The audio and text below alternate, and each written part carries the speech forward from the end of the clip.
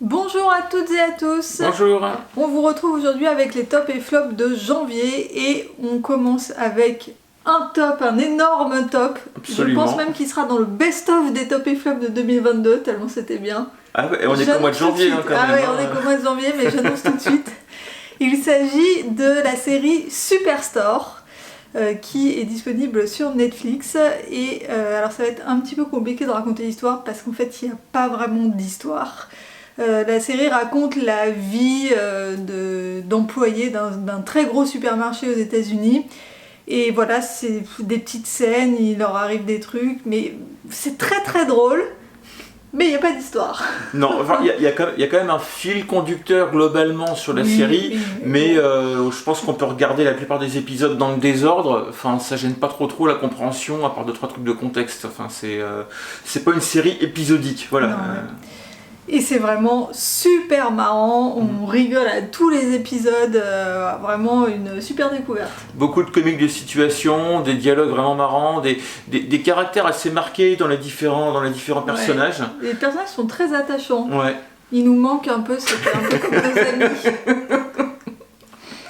Et enfin, on a passé un très très bon moment dans cette série qu'on a regardé assez vite, hein. On a pas mal enchaîné les épisodes. Oui, mais les épisodes font 20 minutes, donc c'est vrai que ça va vite. C'est assez rapide.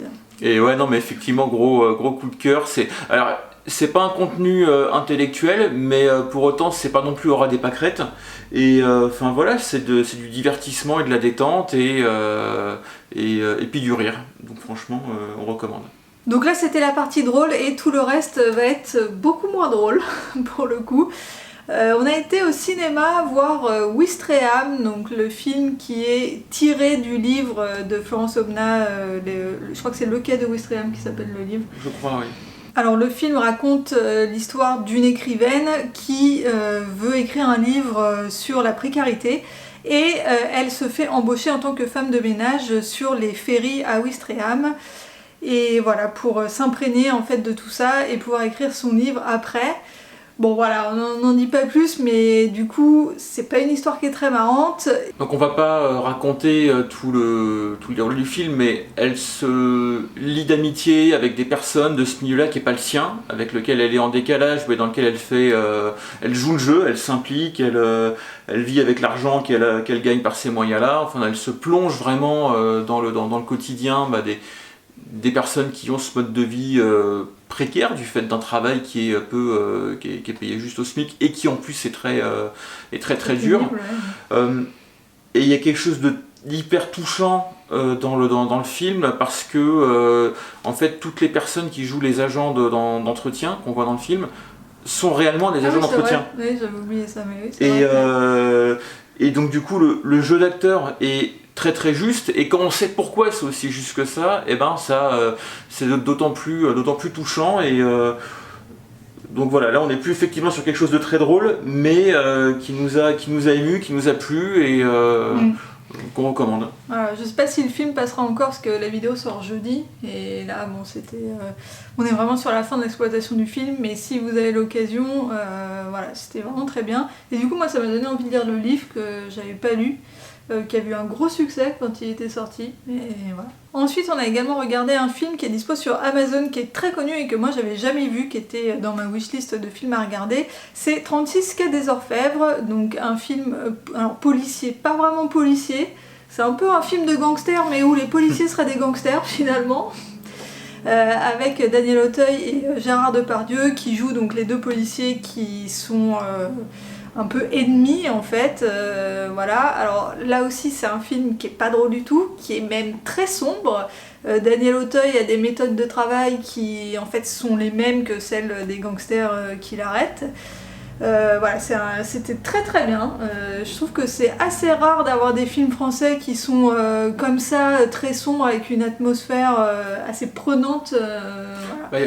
Il y a cet aspect, voilà, le côté sombre de la police, mais qui tombe pas non plus dans une forme de caricature, parce qu'on voit aussi chaque personnage a un petit peu son éthique personnelle, et par contre, à force de baigner dans ces milieux-là et de les combattre, on en prend certains codes et j'ai trouvé que c'était assez bien fait, j'ai pas trouvé ça manichéen, alors que souvent les films qui critiquent la police peuvent avoir une approche assez frontale et